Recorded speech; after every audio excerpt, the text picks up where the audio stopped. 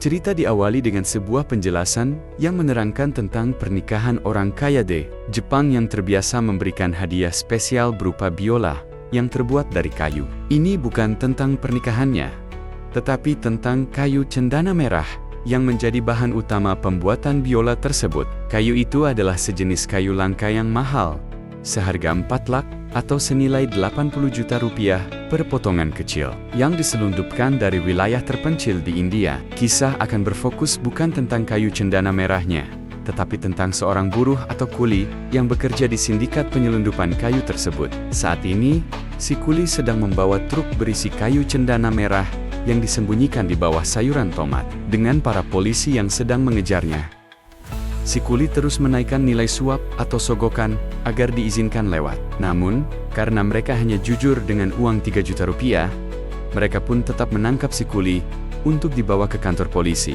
Dalam perjalanan ke sana, si kuli memberikan penawaran terakhirnya, yaitu 1 lak atau senilai 20 juta rupiah. Bukan untuk semuanya, tapi untuk per satu kepala. Akhirnya, setelah temannya datang, si kuli langsung memberikan uang suap yang dijanjikan. Para polisi pun melepas si kuli begitu saja. Saat ditanya namanya, si kuli menjawab, "Puspa." Dan inilah Puspa, seorang kuli yang bekerja di sebuah pabrik kayu milik sindikat penyelundupan cendana merah.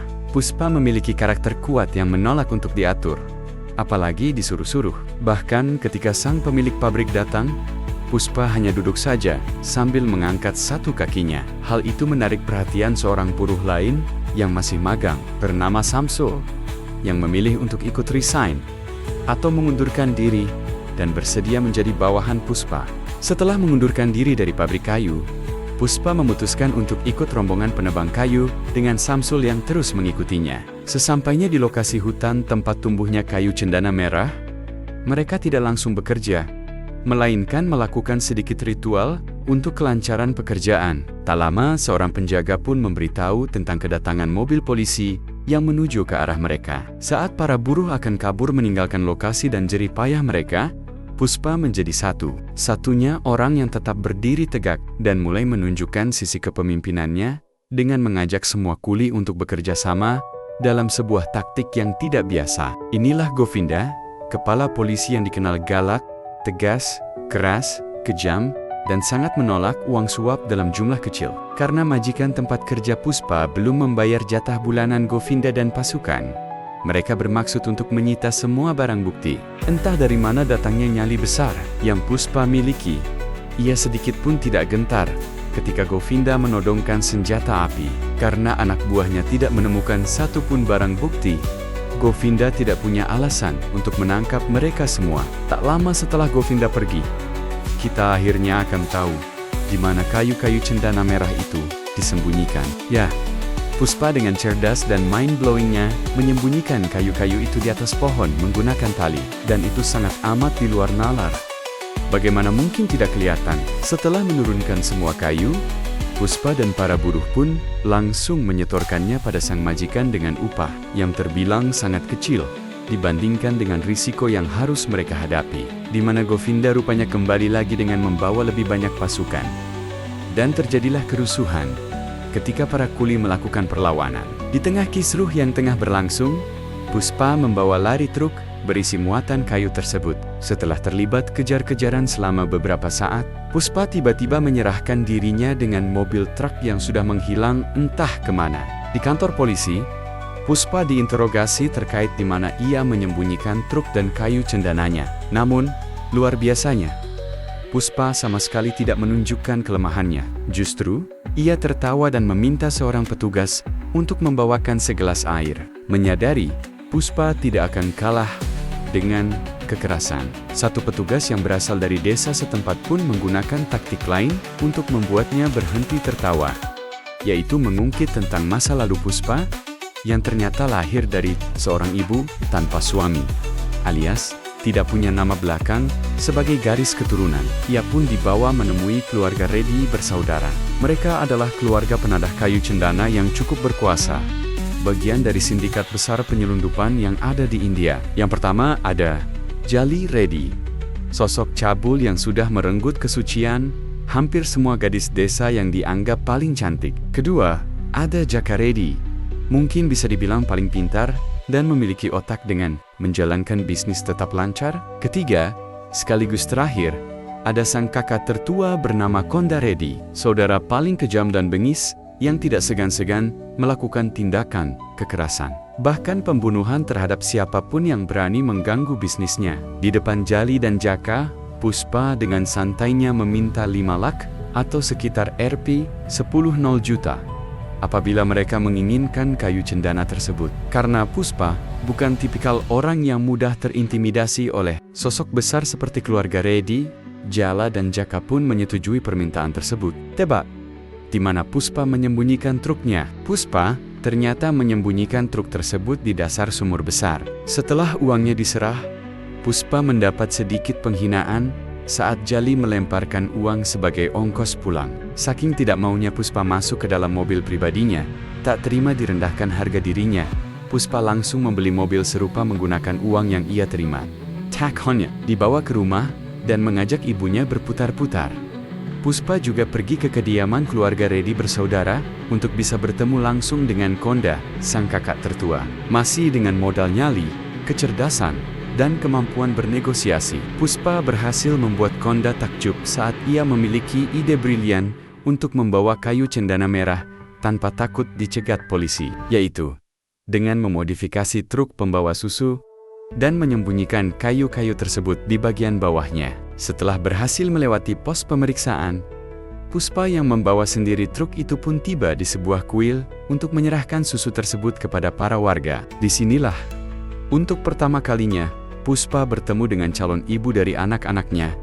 Dialah Sri, seorang gadis cantik putri dari seorang kuli yang juga bekerja untuk keluarga Reddy. Setelah ratusan kayu cendana berhasil melewati para polisi setempat, kayu-kayu itu tidak langsung dikirim ke pelabuhan, melainkan ada orang lain yang berperan mengurusi itu semua. Dialah Mangalam, yang bertugas sebagai penjual dan satu-satunya yang punya koneksi dengan orang di pelabuhan. Lama setelah Mangalam pergi, ada sesuatu yang terkubur di dalam tanah, yang ternyata itu adalah orang kepercayaan Mangalam yang ketahuan menyalip uang jalan, sekaligus membuktikan betapa kejam dan tidak berperasaannya sosok Mangalam. Salah satu gudang kayu yang juga biasa dipakai Jali untuk melampiaskan nafsu syahwatnya, di mana Puspa yang tidak suka melihat orang lemah teraniaya pun langsung melepaskan gadis yang dikurung tersebut. Tepat saat Jali baru datang ke sana, Konda alias kakak tertua Reddy pun menelepon untuk memberitahu tentang polisi yang sedang menuju ke gudang tersebut. Jika kayu-kayu ini hilang, Mangalam akan sangat marah besar dan kecewa kepada mereka semua, sehingga Konda meminta Puspa untuk segera mencari cara mencegah hal itu terjadi. Masih dengan idenya yang mind-blowing, Puspa dengan cepat menyuruh Samsul pergi, sembari membawa sekantong penuh uang, di mana ia sendiri memotong tali pengikat yang mengakibatkan kayu-kayu tersebut jatuh dan terbawa arus sungai. Entah jenius atau hanya beruntung saja, Puspa tampaknya menerapkan moto John Wick, yaitu Fortis Fortuna Adiuvat, yang artinya keberuntungan hanya berpihak pada yang berani. Puspa memberikan Samsul uang ternyata adalah untuk menyuap petugas bendungan agar menutup saluran air, supaya kayu-kayu tersebut bertahan di sana. Alhasil, Govinda lagi-lagi kalah dalam permainan kecerdasan ini, karena tak ada yang bisa ia lakukan. Govinda dan pasukan pun harus pulang dengan tangan kosong. Beberapa hari setelah kayunya berhasil diselundupkan dan semua orang cair besar, Puspa diundang ke pesta yang diadakan oleh Mangalam. Di situ, Puspa sengaja mendengar percakapan anak buah Mangalam yang membahas terkait harga kayu tersebut yang ternyata dijual miliaran kepada orang di pelabuhan. Mengetahui Mangalam ambil untung lebih besar daripada mereka yang kerja kasar dengan nyawa sebagai taruhan, Puspa pun langsung mengadukan hal itu kepada Konda. Alih-alih bereaksi kaget atau marah, Konda rupanya sudah mengetahui hal ini sejak lama. Sudah bukan rahasia umum jika Mangalam menjadi orang paling diuntungkan dalam bisnis ini. Mau bagaimana lagi? Semua anggota sindikat sudah setuju menunjuk Mangalam sebagai penadah utama dalam bisnis ini. Keesokannya, Puspa mendatangi kediaman Mangalam tepat saat ia sedang menghubungi sang ketua sindikat penyelundupan, yang tiada lain adalah seorang pejabat, alias anggota DPR, yang seharusnya menampung aspirasi masyarakat dan mengawasi jalannya pemerintahan. Justru malah merusak, sehingga masuk akal jika selama ini aksi penyelundupan Mangalam dan kawan-kawan berjalan lancar, karena memang didalangi oleh orang dalam dari pemerintahan itu. Kedatangan Puspa bertepatan dengan Mangalam yang sedang menghabisi seorang pemuda yang dicurigai telah mengkhianatinya. Pemuda itu pun dieksekusi oleh adik ipar Mangalam yang bernama Mogil, dengan ciri khasnya yaitu silet yang selalu diletakkan di dalam mulutnya. Jika Mangalam dan geng mengira Puspa akan gugup menyaksikan kekejaman tersebut, maka mereka sudah salah besar. Justru kedatangan Puspa ke sini adalah untuk memberitahu kenaikan harga beli dari yang tadinya 1 ton kayu cendana dihargai Rp10 juta, sekarang menjadi 1 crore atau senilai 2 miliar rupiah lebih. Betapa syoknya Mangalam dan semua orang mendengar ucapan yang keluar dari mulut si Puspa ini. Tak hanya menaikkan harga seenak jidat, Puspa juga mengancam akan langsung menjual kayu cendananya kepada orang di pelabuhan tanpa melalui Mangalam. Sehingga makin geramlah semua orang yang mendengarnya. Tak cukup hanya dengan membuat mereka semua geram, Puspa juga menjadi mimpi buruk Mangalam. Karena kesabaran Mangalam sudah habis, ia pun memerintahkan anak buahnya untuk maju. Tetapi setelah membuat Mangalam dan kawan-kawannya bungkam, malam harinya, Puspa langsung pergi ke pelabuhan untuk menemui Murugan. Setelah memberikan sampel kayu cendana merah berkualitas tinggi, Murugan akhirnya sepakat untuk membeli semua kayu yang Puspa bawa. Tepat saat transaksi sudah dibuat, Puspa pun menelepon Konda untuk memberitahunya bahwa mulai sekarang mereka akan menjual kayu cendana langsung ke orang di pelabuhan. Hal itu sontak membuat Konda dan adiknya, Jaka, geram. Namun, saat Puspa mengatakan 2 miliar rupiah per ton, Konda pun langsung terdiam sejenak. Kita tinggalkan dulu Puspa dan beralih ke si Jali yang sedang menghajar 2 pengkhianat yang sudah melaporkan gudang mereka ke polisi tempo hari, di mana satu pengkhianat yang sudah bapak-bapak pun mengaku terpaksa melakukannya karena diiming-imingi imbalan uang oleh polisi, yang mana uang itu akan si bapak gunakan untuk biaya pernikahan putrinya. Mendengar si bapak punya anak perempuan yang masih gadis, Jali pun mendadak cair. Ayai Bejonggi memaafkan perbuatan si bapak, asalkan mau memberikan putrinya kepada Jali. Dan tebak, siapa anak perempuan si bapak ini? Ya, itu adalah Sri, gadis pujaan Puspa yang sebentar lagi akan ia nikahi.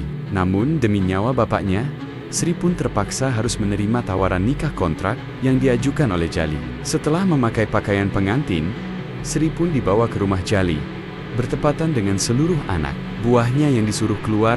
Jali pun dihajar habis-habisan oleh Puspa yang marah. Setelah Jali terkapar tak berdaya, Puspa pun kembali menggunakan otaknya dengan mengatakan bahwa seorang pria sejati selalu menyelesaikan masalahnya sendiri. Secara tidak langsung, Jali tidak akan mengadukan apa yang terjadi malam ini kepada 2 saudaranya, yaitu Konda dan Jaka, karena tidak ingin dianggap sebagai pria pengecut. Keesokan paginya, Puspa dan Konda pun pergi ke kota untuk mengambil uang hasil penjualan yang disimpan di toko emas, di mana pada saat yang bersamaan, Samsul yang berada di rumah pun secara kebetulan diberitahu oleh seorang bibi tukang bersih Turkhid, salah satu warga yang sempat menyaksikan Puspa menghajar Jali, sehingga menyadari kabar ini sudah tersebar luas. Samsul pun buru-buru menelepon Puspa untuk memperingatkannya.